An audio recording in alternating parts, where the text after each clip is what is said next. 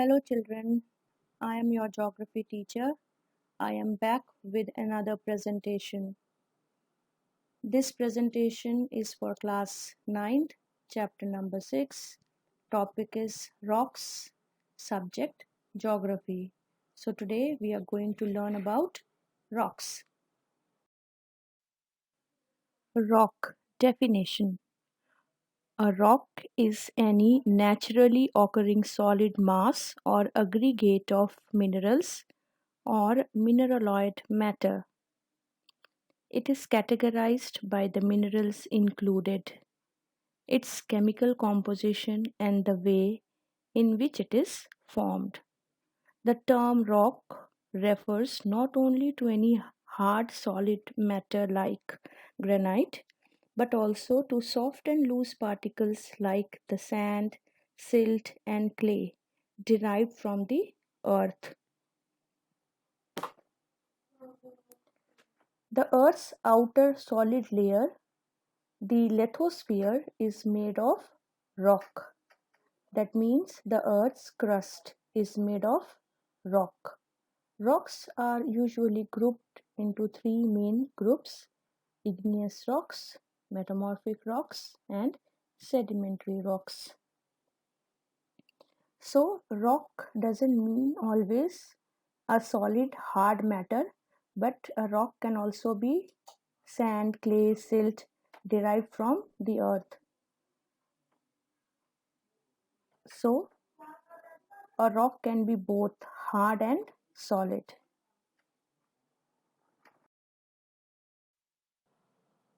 Now, we will see the difference between rocks and minerals. Rock. A rock is a consolidated mixture of one or more minerals. Example, granite, basalt. In some cases, a pure mineral may also be classified as a rock.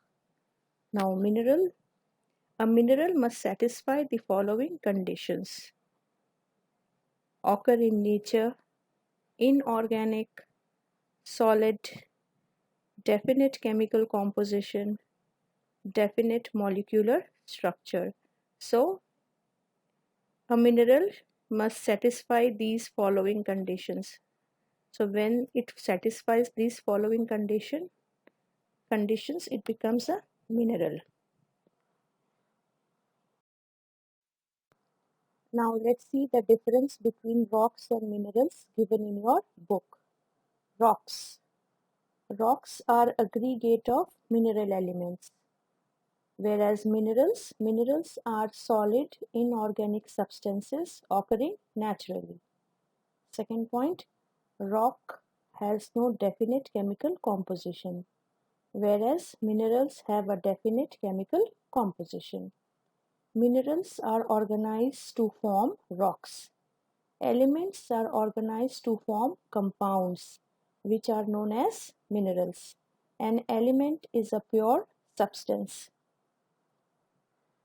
Three chief types of rocks are igneous, sedimentary, and metamorphic. Four chief mineral groups are silicates, carbonates, sulfides, and metallic minerals. Basalt, granite, sandstone, slate, and quartz are some important type of rocks. Iron, silicon, magnesium, nickel, calcium, potassium, sodium are abundant minerals of the earth. Now, types of rocks. There are three types of rocks: igneous rocks, sedimentary rocks, and metamorphic rocks. So we will learn all the three types of rocks in detail in the following slides. Igneous rock. The word igneous is derived from the Latin word ignis, meaning fire. These rocks were formed due to cooling, solidification, and crystallization of hot, molten material of the earth known as magma, found at great depths in the interior of the earth. So it means magma which is found at great depth in the interior of the earth. When it solidifies, when it cools, igneous rocks are formed. The chemical composition of these rocks varies from alumino silicate minerals like quartz, feldspar to granite and rhyolite, collectively known as sialic rocks. Igneous rocks are also known as primary rocks because these rocks were the first to form. That is why they are called primary rocks. Characteristics of igneous rocks. Igneous rocks are hard and compact. They are formed by solidification of molten magma. They are granular and crystalline. They are either fine-grained, smooth and compact, or may have large crystals with coarse texture. Means the texture is not smooth. The size of their crystal depends upon the rate of cooling of the molten material. These rocks are less affected by chemical weathering. Most of them consist of silicates. They do not have layers. Igneous rocks are associated with volcanic activity and are found mostly in volcanic regions. Types of igneous rocks. Igneous rocks are of two types: extrusive igneous rocks and intrusive igneous rocks. In this image you will see extrusive igneous rocks. They form from lava. Lava means the molten material when it comes out of the volcano. Intrusive igneous rocks, they form from magma. Magma means the molten material which is deep inside the earth.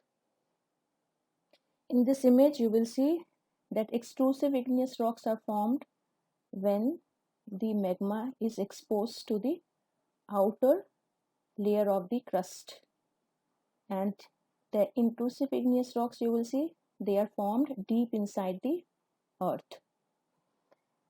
Following are the two types of igneous rocks. Intrusive igneous rocks. Intrusive igneous rocks crystallize below Earth's surface, and the slow cooling that occurs there allows large crystals to form. Means intrusive igneous rocks, their crystals are large and cooling is slow. Examples of intrusive igneous rocks are diorite, gabbro, granite, and pegmatite. Now, extrusive igneous rocks. Extrusive igneous rocks erupt onto the surface where they cool quickly to form small crystals. Some examples of extrusive igneous rocks are basalt, rhyolite, and obsidian. So, extrusive igneous rocks, they come on the Earth's surface. The lava comes on the Earth's surface. The cooling is quick, and the crystals are small in size. So in this slide we have studied that igneous rocks are of two types: intrusive and extrusive. Intrusive means deep inside the earth.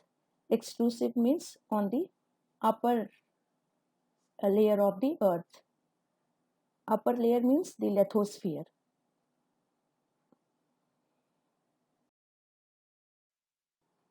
Now we will study the different types of intrusive igneous rocks.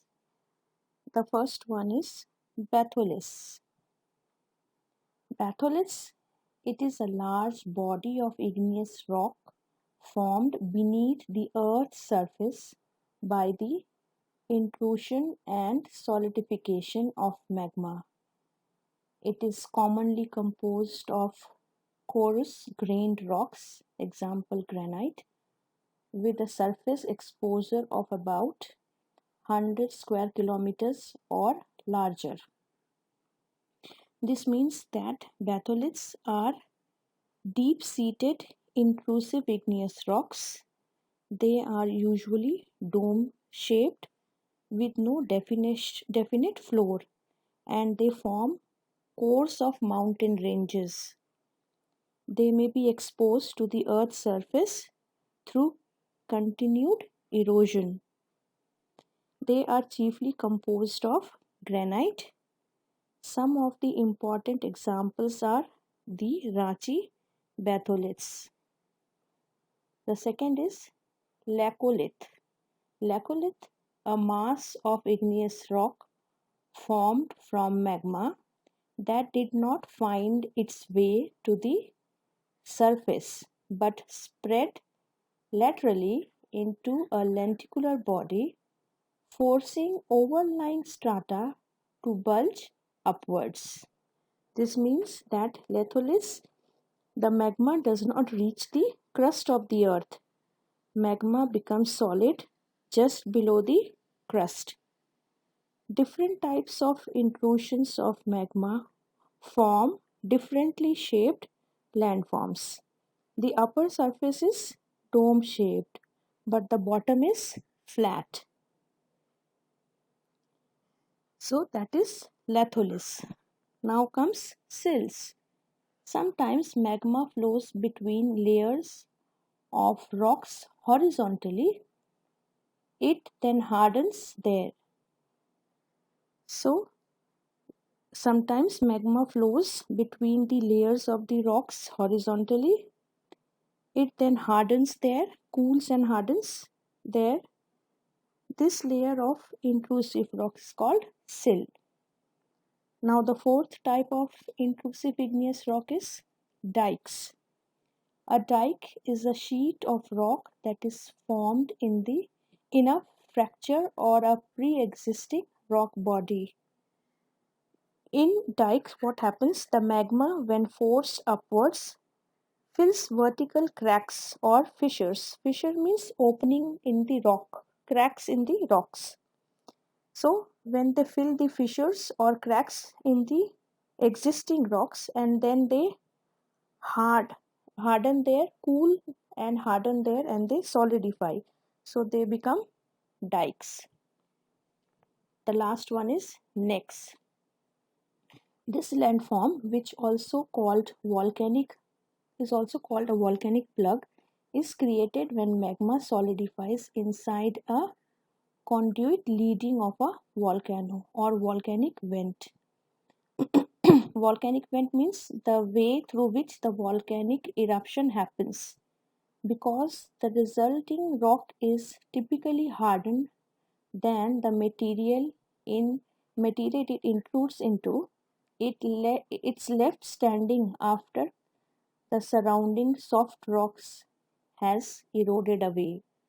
So this means that sometimes the passage of an extinct volcano is filled with magma. It then solidifies there and is also known as volcanic neck or volcanic plug.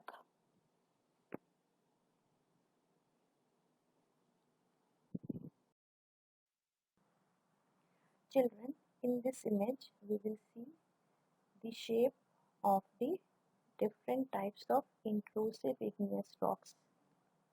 See the shape of the batholith. Sill, in the previous slide I explained that sills are horizontal in shape. See the shape of the sill, the shape of the dike. You can see the volcanic pipe or the vent. The volcanic pipe or the vent is the same. Pluton or batholiths is the same. Then you will see the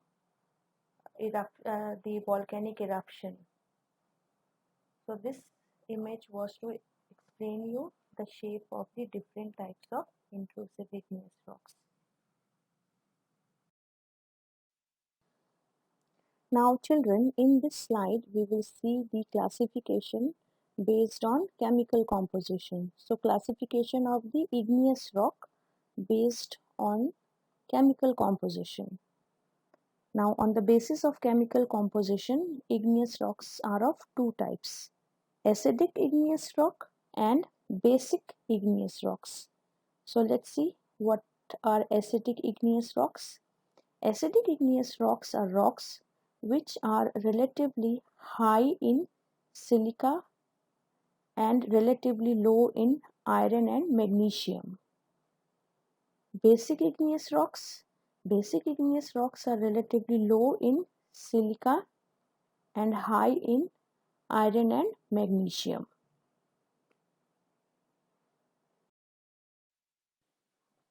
Now we come to the second type of rock, sedimentary rock. In this slide, we will learn what is sedimentary rock and its characteristics. Sedimentary rocks are types of rock that are formed by the accumulation or deposition of small particles and subsequent cementation of minerals or organic particles on the floor of oceans or other water bodies at the Earth's surface, or we can also say other bodies of water at the Earth's surface. Sedimentary rocks are formed from material derived from other rocks, including plants and animal remains. These rocks thus contain fossil. So the first characteristic of sedimentary rock is that they contain fossils. Sedimentary rocks are generally not crystalline.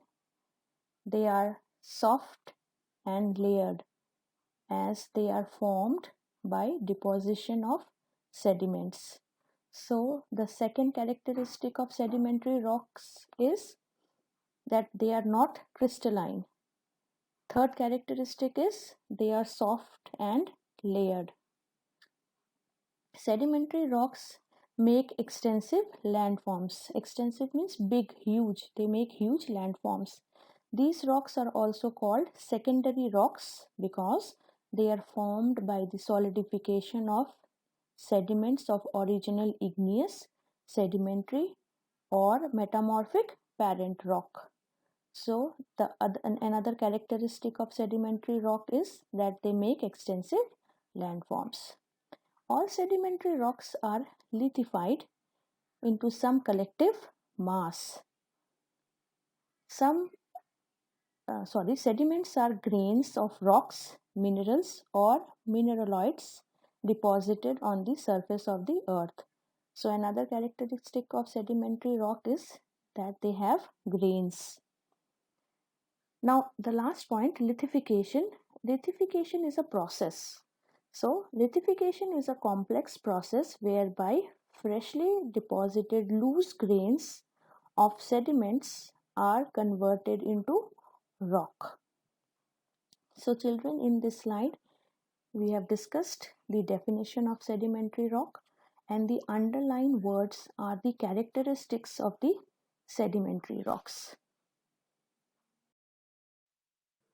Children, in this slide we will learn the different processes involved in the formation of sedimentary rocks.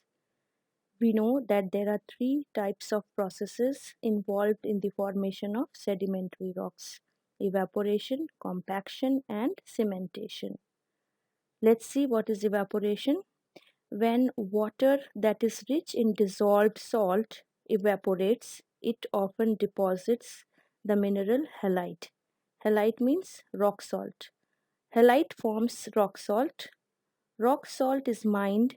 It is used in manufacturing glass, paper, soap, and table salt.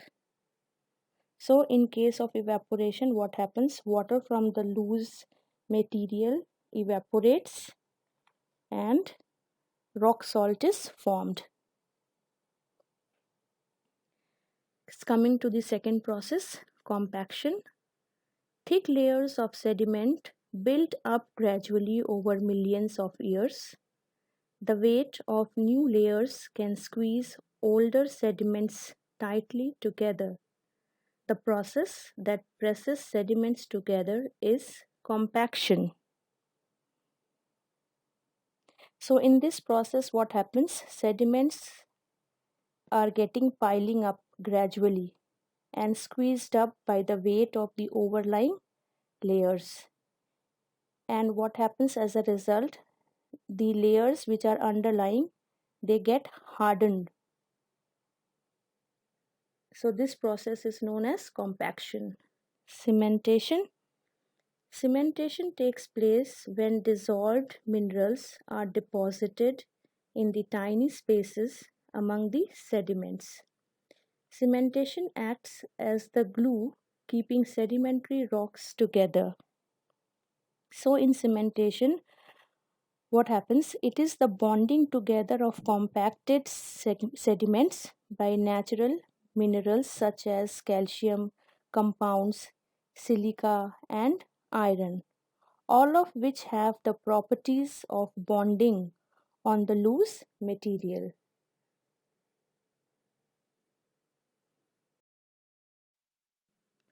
Sedimentary rocks classification based on formation.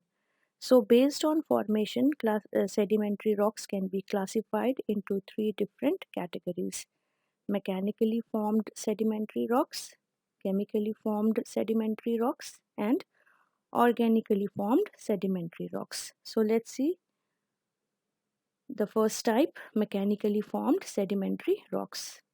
Mechanically formed sedimentary rocks are primarily formed by physical rather than chemical processes. In other words, the components of these rocks are created by the physical breakdown of other rocks into smaller particles, which then accumulate as sediments and which then becomes sedimentary rock. Examples of mechanically formed sedimentary rocks are shell, sandstone, clay, conglomerate, etc. Now we come to second type, that is chemically formed sedimentary rocks. Chemical sedimentary rock is formed when minerals dissolved in water begin to precipitate out of solution and deposit at the base of the water body. Due to the manner in which they are formed, these types of rock exhibit a crystalline texture. Example of chemically formed sedimentary rocks are gypsum, rock salt, potash, etc. Now we come to the third type, that is organically formed sedimentary rocks. An accumulation of sedimentary debris caused by organic processes. Many animals use calcium for shells, bones, and teeth. These bits of calcium can pile up on the sea floor and accumulate into a thick enough layer to form an organic sedimentary rock. An important organic sedimentary rock is coal. Most coal forms in swampy land adjacent to rivers and within deltas, and where the climates are humid and from tropical to temperate. Children, now we will learn what are metamorphic rocks, and we will also learn its characteristics in this slide. A metamorphic rock is a type of rock which has been changed by extreme heat and pressure. The word metamorphism comes from the ancient Greek word meta, which means change, and morph means form. The original rock gets heated and under pressure changes its form. This causes profound physical or chemical changes in the rock. So metamorphic rocks are those rocks which change its form under heat and pressure. Now characteristics of metamorphic rock. They are harder and more compact than their original form. Most of them are impermeable, means cannot pass through the pores, means they do not allow water to percolate through them. Third characteristic is they do not have fossils. Fourth is change in texture and composition of the pre-existing rock. Fifth, new minerals are formed during the process of metamorphism.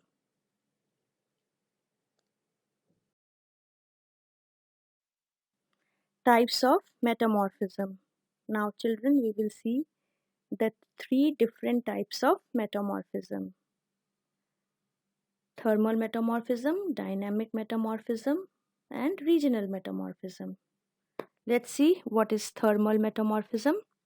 Thermal metamorphism, it occurs when the transformation of the original rock takes place due to the influence of high temperature. For example, slate is formed from clay and graphite from coal. The heat may be from hot magma or from friction of moving rock layers. Dynamic metamorphism, it occurs when the transformation takes place mainly because of pressure at a great depth within the Earth's crust. Chemically active hot gases, while passing through the rocks, change their chemical composition. Under conditions of this change, minerals get arranged in a series of bands known as foliation.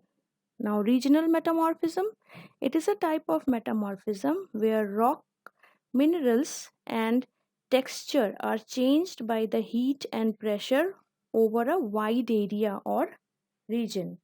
It changes enormous quantity of rock over a wide area. Enormous means huge, big area, by extreme pressure from overlying rocks or from compression caused by geological processes. Economic significance of rocks. Like minerals, rocks are of great resource value, some directly and some as constituent of minerals. Soils are derived from weathering of rocks. Almost all types of building materials used for paving roads, floors, or building walls of houses or various other structures, including bridges, come from rocks. Rocks are a source of precious metals like gold, silver, platinum, etc. Apart from minerals and fossil fuels, even rock waste have now been used in manufacturing various articles. So these are the economic significance of rock. Assignment. Children, there are 10 questions. You have to do all these questions in your copy. First question, state any 3 points of distinction between rocks and minerals. Name any 3 elements of the Earth's crust. Name the 3 types of rocks. What are sills? Give one example. Define igneous, sedimentary, and metamorphic rocks. State 2 characteristics of basic igneous rocks. State any 3 points of distinction between extrusive and intrusive igneous rocks. Why are the igneous rocks also called primary rocks? Sedimentary rocks are also called secondary rocks. Why? State the economic significance of rocks. Any 2 points. I repeat, this assignment you have to do in your copy. Children, thank you for watching this video. It is prepared by your geography teacher, Mrs. Sonu Nanda. Once again, thank you.